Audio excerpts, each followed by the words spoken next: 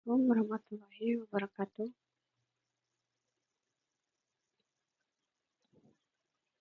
Saya di sini akan menjelaskan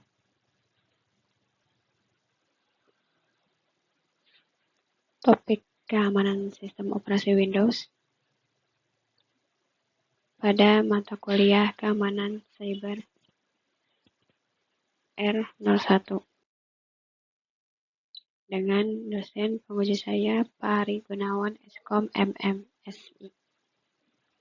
Nama saya Siska Fitria, NPM 217064516103 dengan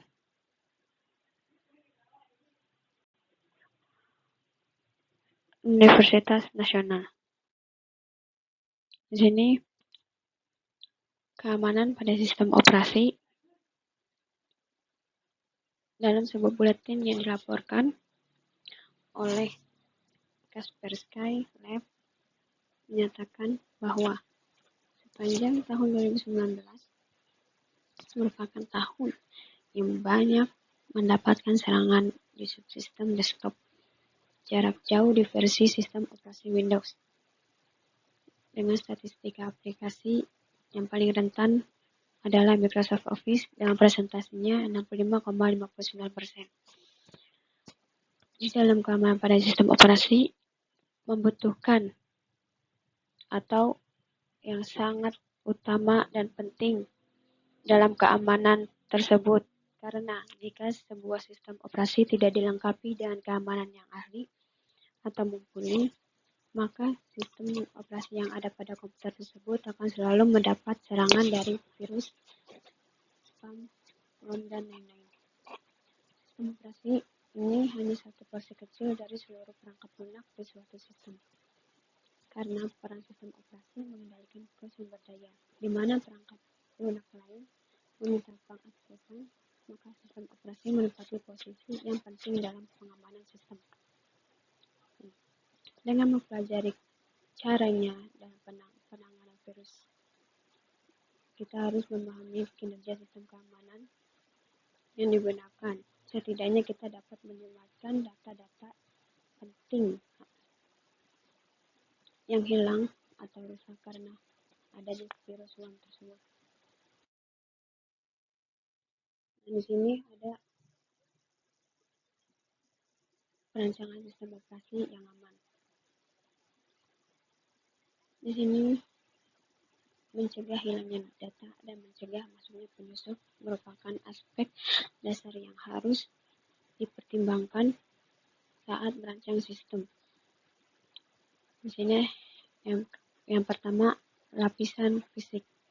Dalam lapisan ini, keamanan yang dilakukan merupakan pengamanan secara langsung terhadap perangkat, seperti membatasi akses fisik ke mesin dengan menyediakan akses masuk untuk ruangan komputer. Yang kedua, keamanan lokal. Lapisan ini dia berkaitan dengan user, seperti memberi user fasilitas minimal yang diperlukan. Waspada terhadap dari mana user login dan pastikan hapus rekening ketika tidak lagi membutuhkan akses.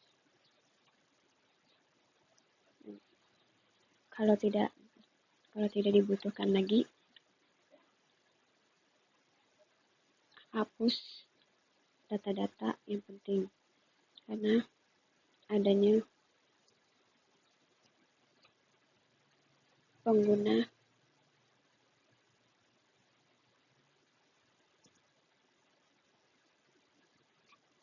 yang akan mengakses tersebut.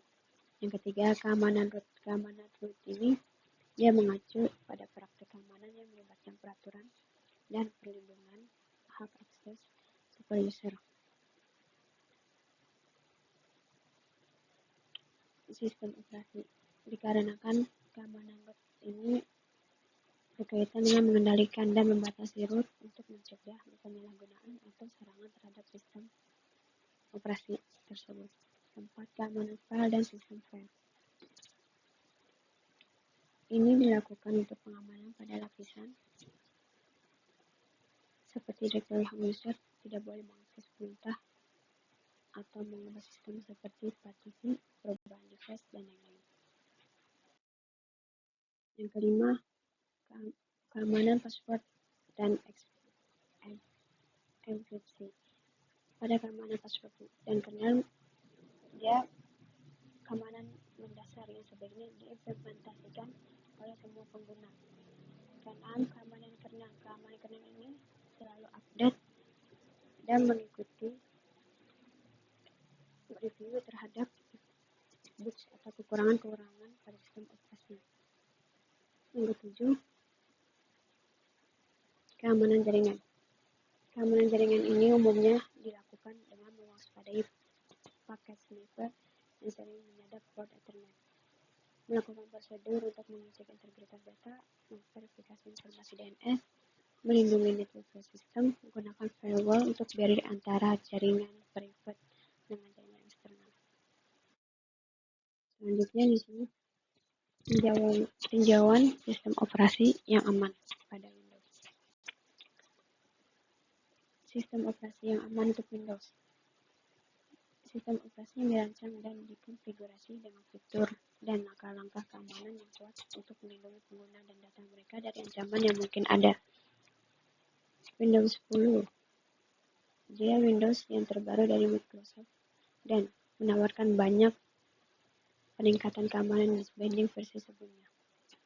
Memiliki fitur-fitur keamanan seperti Windows Defender atau antivirus bawaan, secure boot, Windows Hello atau autentikasi yang lebih kuat, smart screen filter atau untuk mencegah unduhan berbahaya, dan pembaruan keamanan reguler yang diterbitkan oleh Microsoft.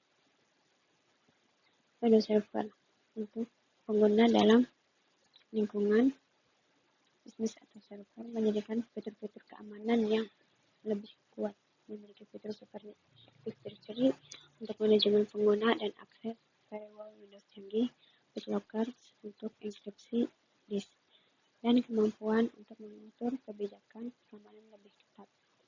Windows Defender ini solusi antivirus bawaan di Windows 10 dan versi terbaru diperbarui oleh Microsoft untuk melindungi sistem terhadap ancaman yang baru muncul. Di sini di Windows Hello, fitur yang memungkinkan penggunanya untuk login atau masuk ke dalam Windows dengan menggunakan deteksi wajah, iris, dan sidik jari untuk membuka device. Nah, sebelum kita membuka device, dia harus masuk dengan mendeteksi wajah, iris, atau sidik jari yang sudah ditentukan oleh user. Selanjutnya, BitLocker. Dia beroperasi dalam 3 modus operasi. Di dalam dua modus pertama membutuhkan chip atau kepingan perangkat keras kriptografi yang disebut Trust Platform Module atau TPM versi 1.2 atau yang baru, dan juga BIOS yang kompatibel. Di sini ada modus operasi transparan. Dia menggunakan sepenuhnya kemampuan perangkat keras TPM 1.2 untuk memberikan keamanan yang tinggi dan kenyamanan kepada pengguna. Pengguna dapat masuk log atau ke Windows Vista secara normal, seolah-olah tidak ada proses enkripsi berlangsung di dalamnya. Kuncinya untuk melakukan enkripsi akan dienkripsi menggunakan chip TPM tadi yang disebut Trust Platform Module, dan hanya akan dibuka kepada kode pemuat sistem operasi jika berkas-berkas yang dibutuhkan dalam rangka booting belum dimodifikasi atau diubah. Komponen BitLocker sebelum OS berjalan mampu melakukannya dengan mengimplementasikan metodologi Static Root of Trust Measurement yang didefinisikan oleh Trust Company Group. Selanjutnya, modus autentikasi pengguna. Modus ini mengharuskan atau wajib pengguna memasukkan beberapa parameter autentikasi dalam lingkungan sebelum melakukan proses booting agar mampu melakukan proses booting ke sistem privasi. Di sini dia memiliki dua metodologi dengan menggunakan personal identification number atau PIN. PIN yang menggunakan angka, beberapa angka yang sudah ditentukan oleh user, atau perangkat USB yang dimasukkan oleh pengguna yang mengandung kunci yang dibutuhkan. Yang ketiga, modus USB key. Pengguna harus memasukkan perangkat USB yang mengandung kunci yang dibutuhkan agar komputer mampu melakukan booting terhadap sistem operasi yang dilindungi oleh BitLocker. Nah, ini modus ini tidak membutuhkan TPM, tapi memasukkan BIOS yang mampu membaca perangkat USB sebelum booting. Akhir kalimat, terima kasih. Assalamualaikum warahmatullahi wabarakatuh.